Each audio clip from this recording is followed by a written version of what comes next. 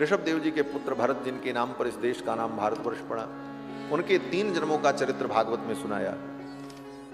ये जब राजा थे, अपना राज्य छोड़ करके जंगल में तप करने चले गए। और कहां गए? मुक्ति नारायण क्षेत्र में, नेपाल में, गंडकी के तट पर, जहां पर भगवान शालिग्राम की प्राप्ति होती है, वहां पर जाकर के इन्होंने तप किया। लेकिन थोड़ी सी असावधानी के कारण इनका जन्म और तपस्या दोनों बिगड़ गई। कैसे? बोले, एक हिरण के बच्चे को अपने आश्रम में पाल लिया, उसकी मां मर गई थी, उस बच्चे को लेकर के चले आए जंगल में। उसकी मां मर गई नदी में, वहीं पर ये संध्या वंदन कर रहे थे, तो इन्होंने सोचा कि इसकी मां तो मर गई, इसको दूध कौन पिलाएगा, इसको कोई जीव मार देगा, ये बच्चा है। दया के परवश होकर उस हिरण के बच्चे को लेकर के आ गए और वो उनके आश्रम में पला, धीरे धीरे बड़ा हो गया। अब उस हिरण के बच्चे के प्रति भरत जी को मोह हो गया कि ये मेरा है। वो कहीं भी आंखों से ओझल हो जाए तो चिंता हो जाती, कहां गया होगा, क्या खाया होगा, क्या पिया होगा। अब भगवान का स्मरण कम होता, उस हिरण के बच्चे का स्मरण ज्यादा होने लगा। धीरे धीरे भजन साधना सब कम हो गई और परिणाम बड़ा भयानक हुआ। एक दिन वो हिरण का बच्चा कहीं चला गया, बड़ा हो गया था, चला गया, ढूंढने पर भी नहीं मिला। तो भरत जी को बड़ी चिंता हुई कि कहां होगा, क्या खाया होगा। बार बार उसी हिरण के विषय में सोच रहे थे और तब तक भरत जी की मृत्यु आ गई। हिरण के बच्चे का स्मरण करते हुए मरे, इसलिए अगले जन्म में उनको हिरण बनना पड़ा। गीता में भगवान श्री कृष्ण कहते हैं कि यम यम वापि स्मरन् भावम त्यजन्त्यन्ते कलेवरम। जिस भाव का स्मरण करते हुए व्यक्ति मरते समय अपने शरीर को त्यागता है, अगले जन्म में उसी भाव को प्राप्त हो जाता है।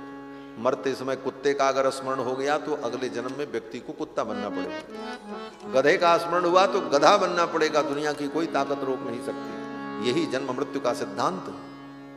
इसीलिए घर में कुत्ता बिल्ली उल्ली नहीं पालना चाहिए महाराज। और उससे ज्यादा रोटी दे दो ठीक है, लेकिन मोह मत करो, इतना प्यार मत करो कि उसको दिन भर गोद में लेके चिपटाए रहो। मरते समय कहीं उसका स्मरण हुआ तो अगले जन्म में तुमको भी वही बनना पड़ेगा, कोई नहीं रोक सकता।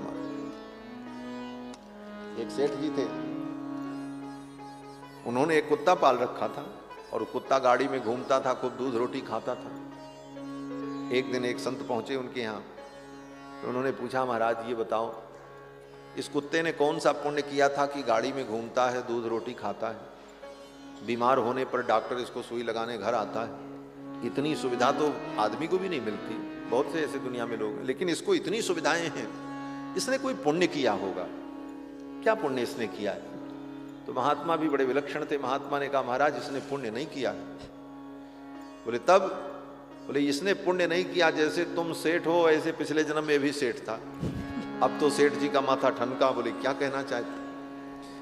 महाराज ने कहा कि जैसे तुम सेठ हो ऐसे ये भी बहुत बड़ा सेठ था, और जैसे तुमने कुत्ता पाला वैसे इसने भी एक कुत्ता पाल रखा था, और जैसे तुम अपने कुत्ते से प्यार करते हो उसी तरह ये भी अपने कुत्ते से बहुत प्यार करता था।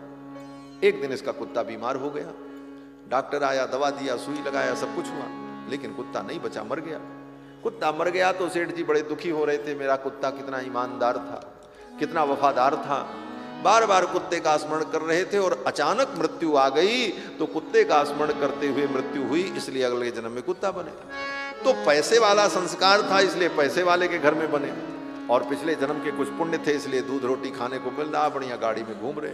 सेठ जी ने कहा, अरे राम राम, कुत्ते का स्मरण करने पर कुत्ता बनना पड़ता है, तो मरते समय कहीं मुझे भी इसका स्मरण हो गया तो कहीं मुझे भी ऐसा न बनना पड़े। तो महात्मा ने कहा, तो वो तो हो ही सकता है, अगर नहीं सावधान हुए तो ऐसा तुम्हारे साथ भी हो जाएगा। उसी दिन उन्होंने हटा दिया उसको, बोला हटाओ इसको।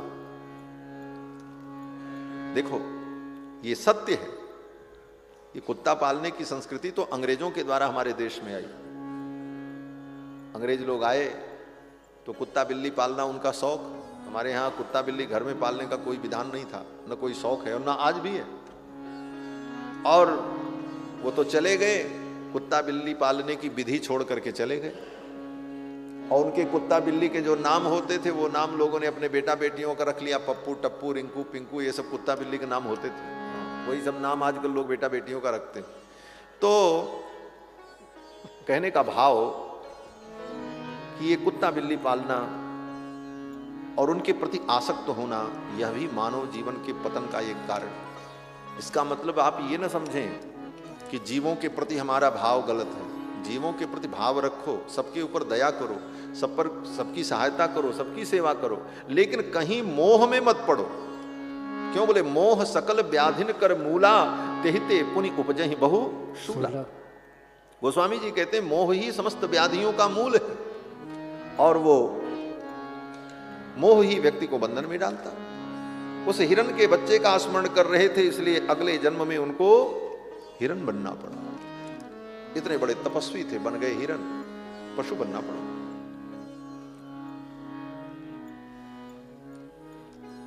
घर में बच्चे पैदा होते हैं तो बच्चों को देख करके घर की माताएं कहती हैं, अपने दादाजी को पढ़ा है, बाबा जी को पढ़ा, ठीक बाबा जी जैसी नाक है। बोले बाबा जी जैसी नाक नहीं है, बाबा जी को पढ़ा नहीं, बाबा जी ही आकर के पढ़े हैं। बोले क्यों? बोले घर में मोह के कारण पुत्र परिवार का स्मरण करते हुए जब व्यक्ति मरता है तो अगले जन्म में फिर वहीं पैदा हो जाता है, वहीं फिर उसका जन्म होता है। ये जन्म मृत्यु का सिद्धांत है। गीता में भगवान ने कहा, यम यम वापिस स्मरण भावम त्यजन त्यंते कलेवरम तम तमे वैति कौन्तेय सदा तद्भाव भावितः। उस भाव से भावित होने के कारण उसका उसी रूप में जन्म हो जाता है। भरत जी हिरण का स्मरण कर रहे थे, इसलिए अगले जन्म में हिरण हो गए, लेकिन सावधान हो गए कि थोड़ी सी गलती के कारण मुझे पशु बनना पड़ा। और फिर हिरण की योनि में रहकर सूखे पत्तों को खा करके उन्होंने समय बिताया। और जब हिरण का शरीर उनका छूटा तो पिछले जन्मों के कर्मों के अनुसार फिर मनुष्य शरीर इनको प्राप्त हुआ। और मनुष्य शरीर जब मिला, ब्राह्मण कुल में पैदा हुए, अंगिरा गोत्र के ब्राह्मण के कुल में। फिर सावधान हो गए, बचपन से ही अंतर्मुखी रहते थे, किसी से कुछ बोलना नहीं, किसी से कुछ कहना नहीं, माता पिता कुछ दे दें तो खा लेते, मांगते भी नहीं, और कहीं कोई आसक्ति नहीं, अपने शरीर के प्रति भी कोई आसक्ति नहीं थी। तो इनका नाम पड़ गया जड़ भरत। जड़ माने अज्ञानी। लोगों को लगता था ये अज्ञानी है, मूर्ख है, इसलिए सब लोग जड़ जड़ कहने लगे, तो नाम पड़ गया जड़ भरत। फिर समय बीता, पिता की मृत्यु हो गई, इनका तो विवाह हुआ नहीं, भाई का विवाह हुआ, पत्नी आई, उसको अच्छा नहीं लगा, उसने घर से ही निकाल दिया। जड़ भरत जी चल पड़े भगवान का चिंतन करते, परमहंस धर्म से रहते थे। जा रहे थे जंगल में, किसी डाकू ने पकड़ लिया। डाकू बलि चढ़ाना चाहता था किसी मनुष्य की पूजा में अपने, तो इनको पकड़ लिया, बलि चढ़ाने के लिए ले गया, देवी के मंदिर के सामने बांध दिया।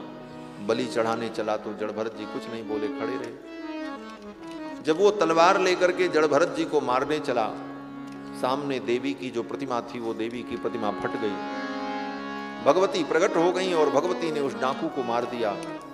जड़ भरत जी भगवान का स्मरण करते हुए वहां से आगे चले गए। आगे सिंधु सोबीर देश का राजा मिला। सिंधु सोबीर देश के राजा रहुगण ने जड़ भरत जी से अपनी पालकी ढुलवाई। उसके पालकी का कहार बीमार पड़ गया था। राजा को पता नहीं था कि ये महात्मा है, ये ज्ञानी है। आगे जाने पर कुछ पालकी लेकर के चलने में असुविधा हुई तो राजा ने डांटा। राजा ने कहा, कैसे हो, खा पी करके इतने मोटे हो गए और पालकी लेकर के नहीं चल सकते। तो जड़ भरत जी ने राजा से कहा, राजन, मोटा होना दुबला होना ये तो शरीर का धर्म है, हम तो आत्मरूप है, और तुम कहते हो कि मैं दंड दूंगा, तो किसको दंड दोगे? आत्मा आत्मा को मार नहीं सकती, आत्मा कभी मरती नहीं, और शरीर तो पहले से ही मरा हुआ है, किस प्रकार तुम मुझे दंड दोगे? ये सुनते ही राजा चौंक गया, अरे ये तो कोई ज्ञानी पुरुष है। राजा पालकी से उतरा और जड़ भरत जी को प्रणाम किया, देखा कंधे पर यज्ञोपवीत था। राजा ने कहा, बिभर्षि सूत्रम कतमोवधूतः। हे अवधूत, आप कौन है? आपके कंधे पर यज्ञोपवीत है, लगता है आप विप्र हैं, ब्रह्म कोई ज्ञानी पुरुष है। जड़ भरत जी ने कहा, क्यों, तुम राजा हो, क्यों डरते हो? तो राजा रहुगण ने कहा, महाराज मैं किसी से नहीं डरता हूं। इंद्र के वज्र से भी मुझे डर नहीं लगता, जमराज के काल दंड से भी मैं नहीं डरता हूं, भगवान शंकर के त्रिशूल से भी मैं नहीं डरता हूं। अगर मुझे डर लगता है तो केवल एक बात से डर लगता है कि कहीं किसी संत का मेरे द्वारा अपमान न हो जाए, मेरे द्वारा किसी भगवत भक्त का अपमान न हो जाए, क्योंकि भगवान के भक्त का अपमान, संत का अपमान, ये भगवान शंकर के त्रिशूल से भी ज्यादा भयानक है।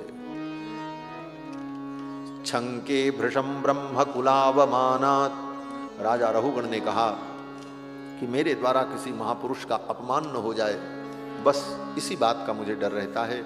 और आप महापुरुष हैं, मैंने आपका अपराध किया, आपसे मैंने पालकी उठवाई, आपको मैंने डांटा, आप मुझे क्षमा कर दो। इस प्रकार राजा रहुगण ने महाराज जड़भरत से प्रार्थना की।